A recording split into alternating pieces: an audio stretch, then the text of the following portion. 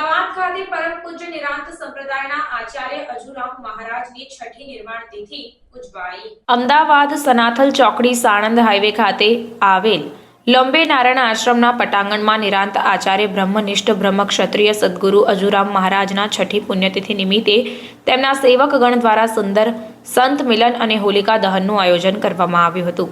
આ પ્રસંગે પરમ પૂજ્ય સંત 1008 મહામંડલેશ્વર ઋષિ ભારતીજી મહારાજ ભારતીય આશ્રમ સરખેજ, પરમ પૂજ્ય સંત પૂરણ રામજી મહારાજ ઉખલ, પરમ પૂજ્ય સંત મહેન્દ્ર રામ મહારાજ નિરાંત ધામ મહેસાણા, માનનીય માજી નાયબ મુખ્યમંત્રી નીતિનભાઈ પટેલ, અમદાવાદ જિલ્લા બીજેપી સંગઠન મંત્રી ભરતભાઈ મેર, કીર્તનરામ મહારાજ નરોડા, કમીજલા ભાણા સાહેબની જગ્યાના મહંત જાનકીદાસ બાપુ તેમજ સૌરાષ્ટ્ર, ઉત્તર ગુજરાત, મહારાષ્ટ્ર, કચ્છ, કાઠિયાવાડથી દૂર દૂરથી સંતો અને હરિભક્તો કાર્યક્રમમાં ઉપસ્થિત રહ્યા હતા અને ભજન સત્સંગનો લહાવો લીધો હતો। સદગુરુ સેવા દોયલી નિભાવવી મુશ્કેલ, જેમ નટ ચાલે દોરી પર એવા છે આ બધા ખેલ। નિષ્ઠાના ફળ રૂપે સંતોના આશીર્વાદ અનન્ય મળવાથી કાર્યક્રમની ભવ્ય રૂપી બનવાનું મુખ્ય કારણ સેવા અને નિષ્ઠા એવા નિષ્ઠાવાન મહાપુરુષ સંત ભક્તિરામ મહારાજ અને કેતનરામ મહારાજ શંખેશ્વર ગાદીવતીથી જીવરામ મહારાજના શુભ આશીષથી સેવકગણને પણ ખૂબ ખૂબ અભિનંદન પાઠવાયા। સાથે જ પૂજ્ય ગોવિંદરામ મહારાજ સેવકગણને પણ વંદન કરવામાં આવ્યા।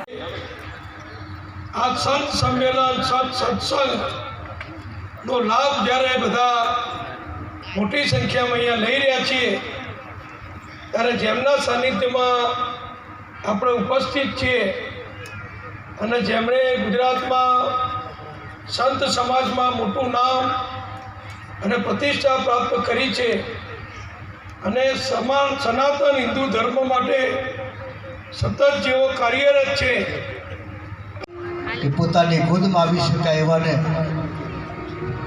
ગોદમાં લઈ અને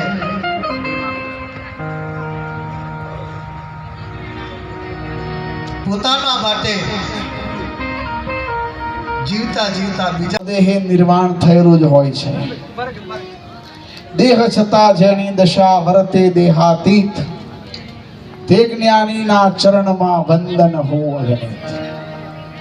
આવા પૂજ્ય અજુરામ મહારાજ સામાન્ય જો એમની ઇતિહાસ જો ગુરુનો મહિમા કરી શકાય એમ નથી। અનેક સંતો મહંતો અનેક સરસ વાતો કરી શકે એમ છે। જ્ઞાનના ભંડાર છે, બહુ બોલવાનો નથી, હું તો મારું કેવળ આનંદ વધ્યો છે। ગુરુ શું કરી શકે? એક સાદી ભાષામાં ગુરુનો હું કાયમ સાદો અર્થ પણ કરું છું ને ગૂઢ અર્થ પણ છે। વિજ્ઞાનની ભાષામાં લઘુ અને ગુરુ આ બે શબ્દો વપરાય છે। ઉપર રહ્યા છે, ફરી આપણે જોરદાર તાળીઓથી વધાવીએ અને એમની સામાજિક અને રાજકીય કારકિર્દી ખૂબ આગળ વધતી રહે અને સનાતન ધર્મ માટે ખૂબ ખુલ્લું બોલનાર કોઈ રાજકીય વ્યક્તિત્વ હોય તો એ આપણા નીતિનભાઈ પટેલ સાહેબ છે।